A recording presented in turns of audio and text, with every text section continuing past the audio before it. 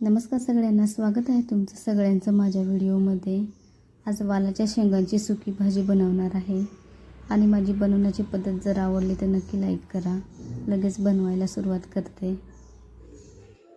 इथे मी वालाच्या शेंगा घेतल्यात, निवडून घेतल्यात आणि स्वच्छ पाण्यात धुवून सुद्धा घेतल्यात। शेंगा शिजवून घेण्यासाठी मी त्याच्यामध्ये 1 ग्लास पाणी ओतते आणि लगेच गॅस चालू करून पातेलं गॅसवर ठेवते। आता त्याच्यावर झाकण ठेवून 7 ते 8 मिनिटांसाठी शेंगा शिजवून घेते। वालाच्या शेंगांचं साल जाड असते म्हणून शिजायला जरा टाईमच लागतोय। इथे 7 ते 8 मिनिटं झालेत। आता झाकण काढून घेते। आता चेक करते शेंगा शिजल्यात की नाही। शेंगा छान शिजल्यात। आता लगेच गॅस बंद करते आणि पातेलं खाली काढून घेते।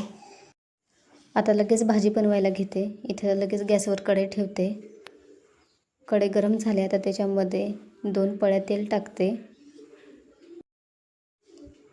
तेल गरम झाले। आता त्याच्यामध्ये जराशी मोहरी टाकते।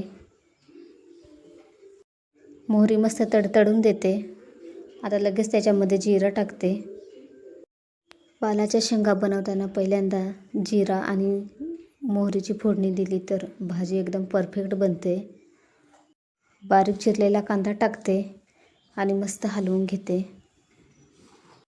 थोड्या वेळ असाच कांदा तेलामध्ये परतून घेते। सारखं हलवत राहते म्हणजे कांदा मस्त शिजेल। आता त्याच्यामध्ये बारीक ठेचलेला लसूण टाकते आणि परत मस्त एकजीव करून घेते।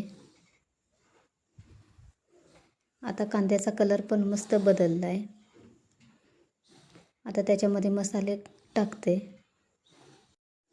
इथे मी थोडीशी चटणी टाकते। इथे गरम मसाला टाकून घेते। त्या हळद टाकली आणि आता लाल तिखट मिरची पावडर टाकते आणि परत सगळा मसाला हलवून घेते। सगळा मसाला कांद्यामध्ये छान असा मिक्स करून घेते। सगळा मसाला छान असा हलवत राहते म्हणजे खाली लागणार नाही। आता त्याच्यामध्ये शिजवलेल्या वालाच्या शेंगा टाकते आणि छान असं मिक्स करून घेते।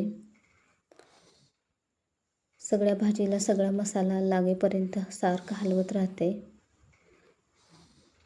तर छान हलवून झालं। इथे चवीनुसार मीठ टाकते आणि सोबतच शेंगदाण्याचा कूट पण टाकते। इथे मी 2 ते 3 चमचा शेंगदाण्याचा कूट टाकून घेते। तुम्ही तुमच्या आवडीनुसार टाकू शकता। आता सगळं शेंगदाण्याचा कूट सगळीकडे असं छान असं हलवून घेते। छान असं हलवून झालंय। आता परत झाकण ठेवते आणि साधारण 3 ते 4 मिनिटं परत शिजवून घेते। आता 3 ते 4 मिनिटं झालेत। आता झाकण काढून घेते आणि सगळी भाजी परत एकदा हलवते। भाजी मस्त शिजले। आता गॅस बंद करते। आता वालाच्या शेंगाची भाजी तयार आहे। तर लगेच खाण्यासाठी काढून घेते। तर कशी वाटली माझी वालाच्या शेंगा बनवण्याची पद्धत कमेंटमध्ये नक्की सांगा आणि चॅनेलला सबस्क्राईब करा। थँक्यू।